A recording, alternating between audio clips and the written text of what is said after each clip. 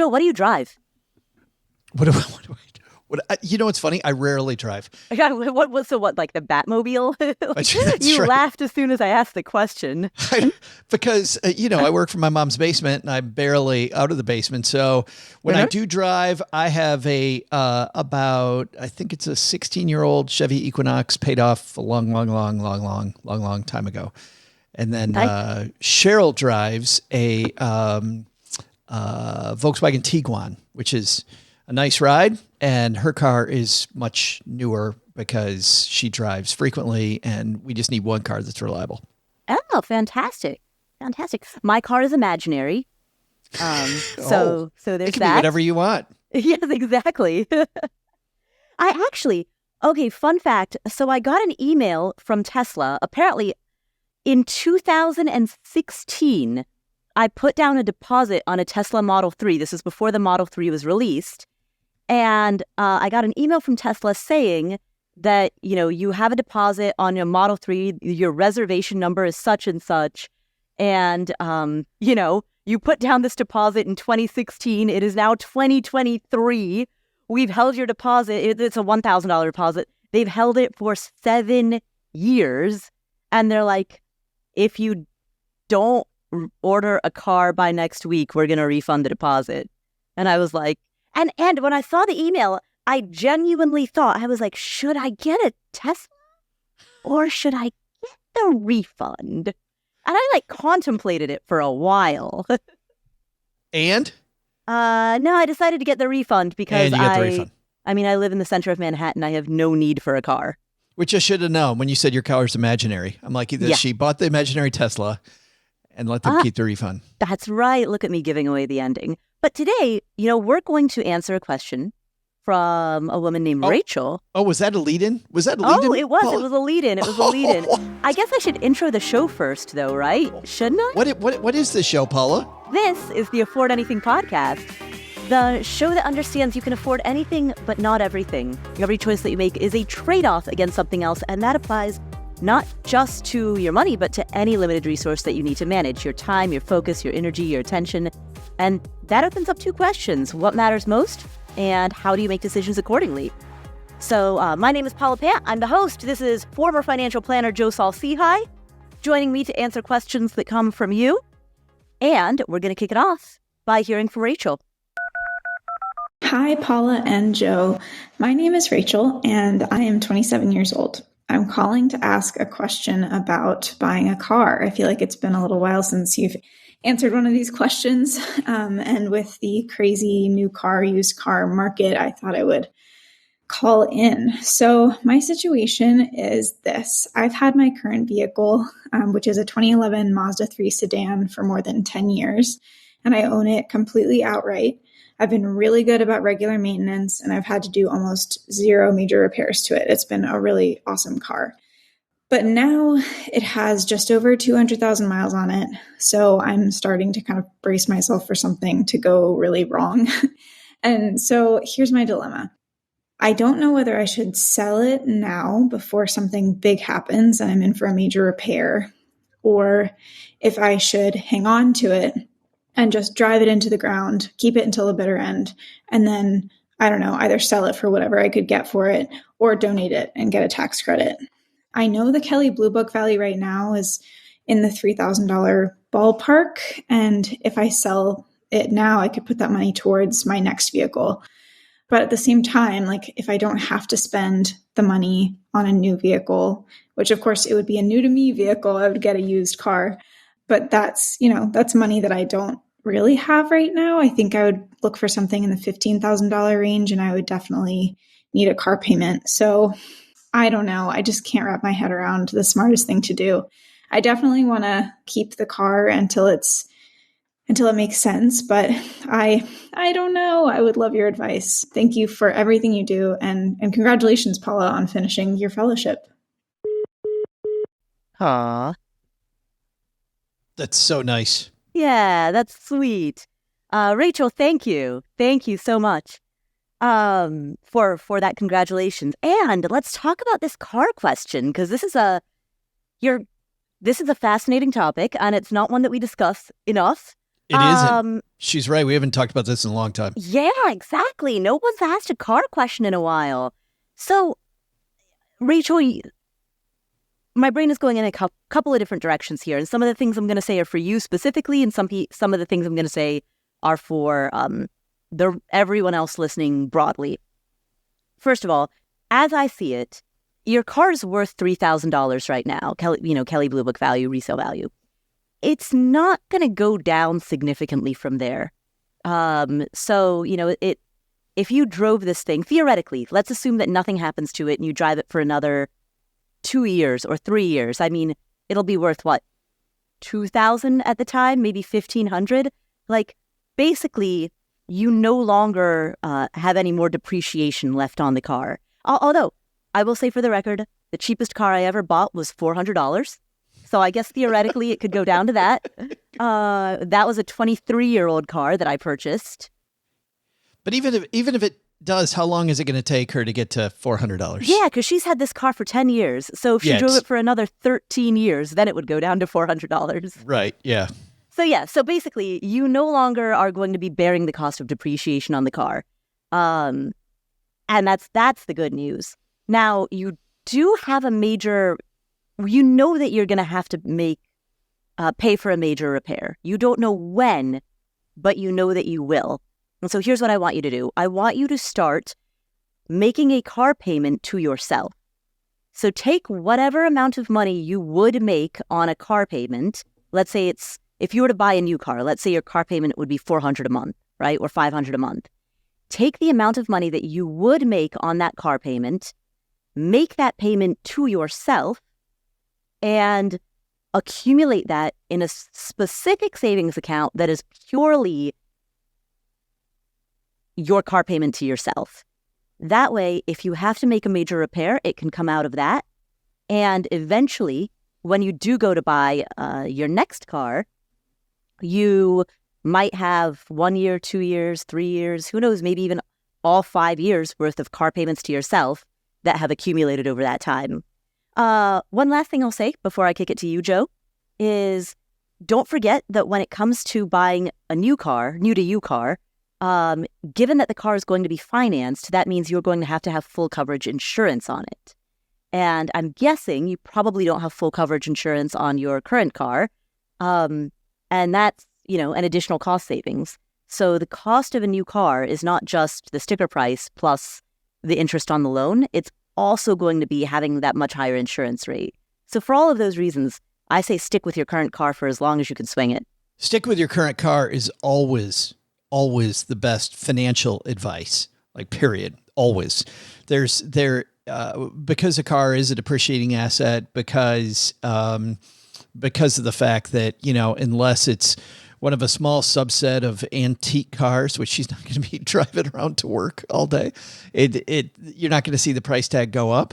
The smartest advice financially. Now, that's not always the smartest advice, though. Like if you're somebody who takes clients around in your car all day, maybe your car represents an office and it's a status symbol that people want. There could be some career reasons, but for the vast majority of people, I think the smartest advice is always hold on to the car. So your advice to price out the car today, that would be the car that she wants, figure out on one of a bajillion websites what that would cost and begin this fund into it is the advice. I mean, that's great. It's going to decrease the amount of that car payment later that she has to make. She's also going to get used to having that in her budget every month. So she's going to feel the tightness, but in a way that she can get out of it if she wants and go, oh, maybe that's too much car. I can't afford that much. Yeah, exactly. That's a really good point, Joe. Like by virtue of making a car payment to yourself, you are test driving, pardon the pun. Test driving the experience of having that car payment. Clearly because you believe that you have it within your budget to finance a new to you car. You believe that that's something your budget can accommodate. So yeah, take that change to your budget on a test drive by making a car payment to yourself. I just have one more thing, and this is not for Rachel. She did not say this, but when I would talk to clients all the time and they were buying a car, this is a phrase people would say over and over. And I'm sure nearly everybody has heard this before. They're like, well, I had to buy a new car because my current car is, quote, nickel and diming me. Nickels and dimes are a lot less, exactly. than a new car payment. Exactly. And that's interesting because it goes to human psychology, right? It goes to the psychology of certainty versus uncertainty. When you know with certainty that you have a $400 monthly payment and it's due on the 5th of the month, period, end of story, it becomes part of your budget. It maybe is a bill that's paid automatically, and you don't viscerally feel the pain of it because it's simply, digital moves that take place on a ledger, and it's invisible, right? Versus you're driving down the road and you start to smell something really funky, and then some smoke is coming out from under the hood, and you pull over onto the shoulder, and it's like, it's a hassle, it's inconvenient, and it's an unknown number, right? And so, but that unknown number, let's say that unknown number is like $900, but it only happens once every 6 months. I mean, you don't have to be a math major to figure out that the cost of repairs is going to be significantly less than the cost of the car. Even if you were to take that $400 monthly payment and subtract out what you could get back from selling the car, if you were to weigh that $400 only in terms of the depreciation, the interest, the delta in insurance premiums, right? You can math that out, and it's still going to be a heck of a lot more expensive. But human psychology is not a spreadsheet. Yeah. Well, and that's not to say that there's not other outside circumstances that we shouldn't be thinking about. I mean, I mentioned that there might be career reasons to want or need a new car. If you have a job where you cannot be late, cannot have uncertainty in your transportation, well, then maybe that pulling over on the side of the road thing that can't happen, or with a high degree of certainty you'd really don't want to have happen, I can then see, I need a more reliable ride. Yeah, but even for that, if you can Uber, I mean, if that's going to happen once every 6 months, but your job is a reasonable Ubering distance away, and you live in a city that's big enough to have lots of Ubers available or Lyfts, even still, that would be a lot cheaper. Sure, but you still may have the time if you've. I remember a job I had early in my career where if I was 15 minutes late, my boss was on fire, and I really needed that job. Things were very, very tight for me, and I had an unreliable ride, and I kept thinking, baby, I hope we make it today. I just totally kept hoping and praying that things would go great. And so I can just see these outside reasons sometimes that can convince me that maybe I need a more reliable ride. But once again, I think to your point, Paula, that is the vast majority of situations. And also to your point, often the laziest solution is we throw money at it, which is I buy a new car. It's a much lazier solution and much less creative than I go, get on my phone and get the Uber app and call the tow truck from work once I get there. Yeah. Yeah. One thing that I want everyone who's listening to this to be familiar with is a notion called the total cost of ownership. And you can, you just search for it online. Like there's a lot of information about this notion, but the total cost of ownership takes into account when you're buying a new car or a new-to-you car, the age of the car, the condition of the car, the reliability, the depreciation, it takes the big picture into account so you can see what that car will actually cost you. For me, the sweet spot, when I buy cars, like a car that, I love Honda Civics, Toyota Camrys and Honda Civics. The newest car I ever bought, was it 4 years old? 4 or 5? It was either 4. I definitely have never bought anything that's newer than 4 years. That I can say with absolute certainty. Yeah, even when I bought that 4-year-old car, I remember I was podcasting at the time, and I remember I talked about it on this show where I was like, geez, I feel like Paris Hilton, like 4 years. Who needs a car that's that new? You know? Do you know, this is interesting. I recently did an Instagram live with a guy named Carl Brower, who is one of the chief researchers at a website called iSeeCars.com, and they do all this analysis on new and used cars. Do you know a great indicator that a car's total cost of ownership is low? Is if you are renting a car from a major place at an airport and they have a lot of them in the fleet. Because a place like Avis or Hertz or Enterprise, they've already done that work. And so they talked about how a Chevy Impala, while it's not the best priced car, it's not the most reliable car, the total cost of ownership is actually less on a Chevy Impala than any other car. That makes so much sense because if you run a car rental business, you are experiencing total cost of ownership at scale. Law of right? large numbers, almost like a life insurance actuary, right? Yeah, exactly. And so even even minor variation in the total cost of ownership multiplied by tens of thousands of cars within your fleet would have a massive impact on your bottom line. So yeah, you bet your bottom they're massing up the math out of that. Although I guess the one distinction then between car rental fleet versus an ordinary individual, a major car rental service needs newer cars, right? Sure. Yes. They can't Agreed. rent out cars that are Yes. 6, 7, 8 years old. It's an indicator. It shouldn't be your final event. Right. It's like, oh, Avis owns it, so I should. Right. You should use that. But it's a Exactly. good indicator that that's a place to look. By the way, cars most likely to go over 250,000 miles. The brand, Toyota, bar none. Toyotas will drive longer, according to Carl Brower at iSeeCars.com. Will drive longer than any other cars by any other manufacturer. The car, my $400 car that was 23 years old at the time of purchase, that was a Toyota. That was a Toyota Corolla. That car, speaking of professional, I was part of the Society of Professional Journalists. I was on the board of directors. Not to brag or anything.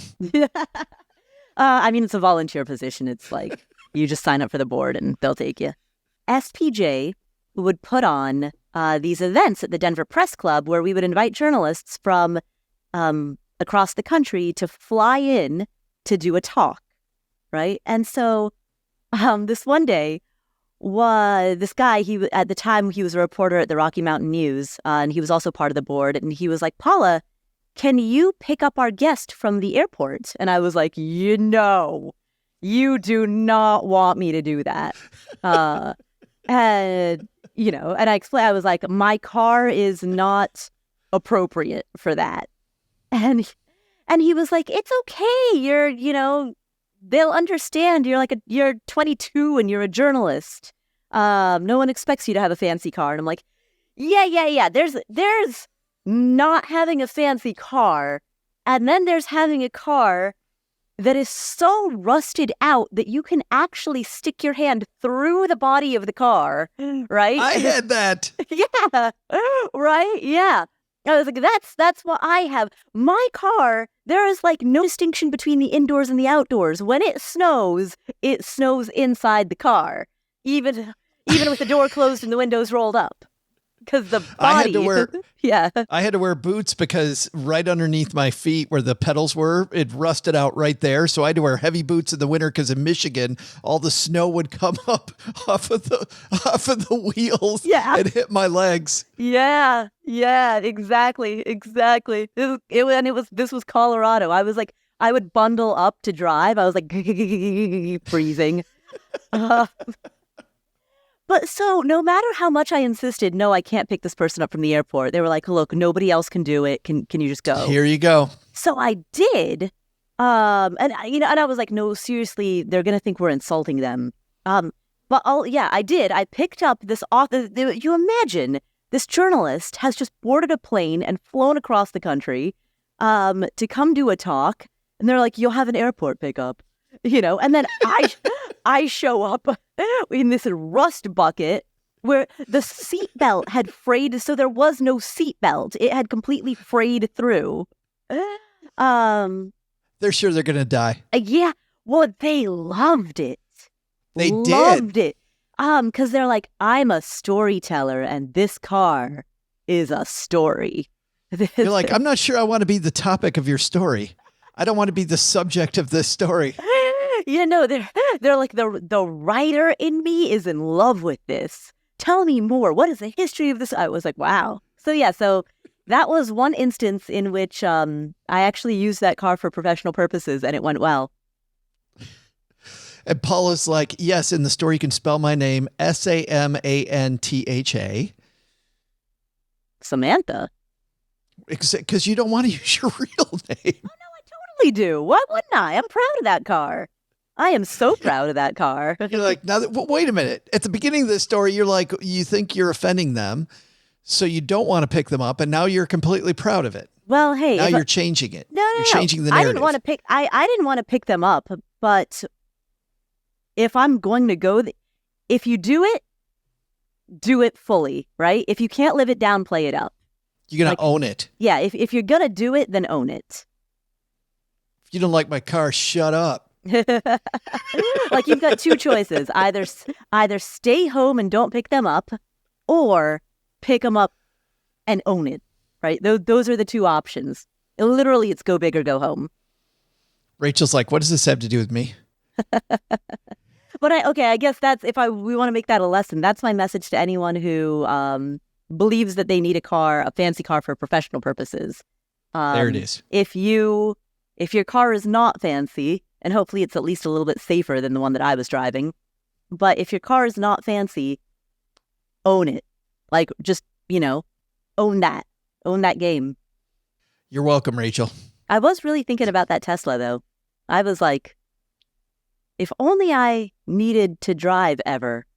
Ever. Yeah. I could do it in a Tesla. Right, yeah. I'd take it out twice a year. Yeah, pretty much, yeah.